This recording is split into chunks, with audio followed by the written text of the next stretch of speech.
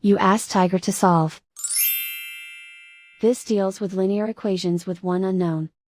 The final result is a equals -6. Let's solve it step by step. Simplify the expression. Group like terms. Simplify the arithmetic. Group all constants on the right side of the equation. Subtract 6 from both sides. Simplify the arithmetic.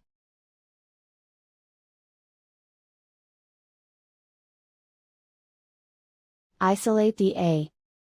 Divide both sides by -2.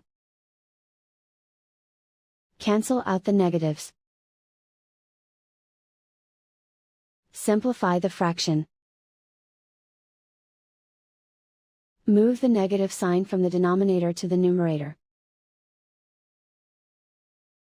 Find the greatest common factor of the numerator and denominator. Factor out and cancel the greatest common factor. And so the final result is a equals -6.